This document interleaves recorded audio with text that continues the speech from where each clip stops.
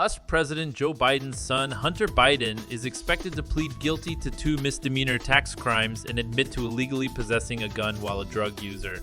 After a 5-year investigation, the U.S. Attorney in Delaware has filed papers indicating a plea agreement has been reached.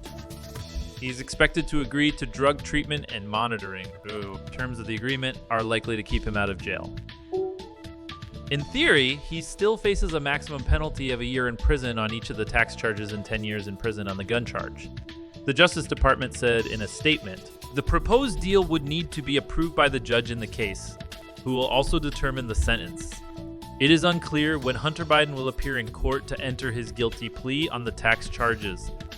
He will admit to felony gun possession as part of a pretrial diversion agreement. That is separate from the plea deal, his lawyer Chris Clark said in a statement. Hunter Biden, 53, has previously worked as a lawyer and a lobbyist, including abroad in China and Ukraine. He was discharged from the U.S. Navy in 2014 after testing positive for cocaine.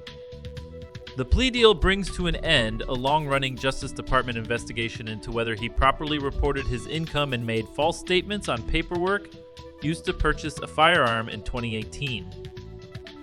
The 2 misdemeanor tax charges stem from a failure to pay more than $100,000 in taxes in both 2017 and 2018. The gun charge stems from a 2018 possession of a firearm while a drug user. In a 2021 book, the younger Mr. Biden admitted to being a heavy user of crack cocaine at that time. But he reportedly said no on a federal forum asking if he was an unlawful user of or addicted to marijuana or any depressant, stimulant, narcotic drug, or any other controlled substance. The deal comes as some Republican lawmakers and presidential candidates have accused Joe Biden of weaponizing the Justice Department against political opponents. Hunter Biden has long been a target of scrutiny from conservatives who have alleged that his dealings overseas indicate a pattern of corruption.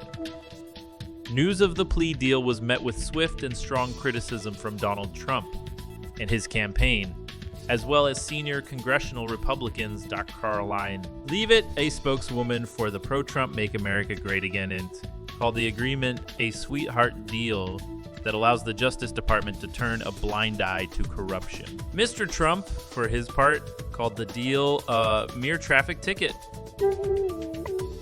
House Majority Leader Kevin McCarthy told reporters on Capitol Hill that the deal was evidence of a 2-tier system of justice and vowed that the case would enhance a separate Republican investigation into Hunter Biden. Prominent Democrats have remained largely quiet on the case. David Brock, a former right-wing investigative reporter turned pro-Democrat operative, said in a statement that the case should now be considered closed since Hunter will not be charged with any of the unfounded and outlandish issues Republicans and right-wing media have used to smear him with for years. A brief statement, the White House also said that Joe Biden and First Lady Jill Biden love their son and support him as he continues to rebuild his life. We will have no further comment.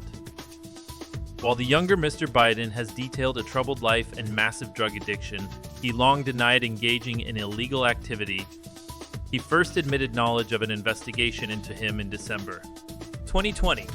In a statement at the time, he said that he was confident that professional and objective review of these matters will demonstrate that I handled my affairs legally and appropriately with the benefit of professional tax advisors.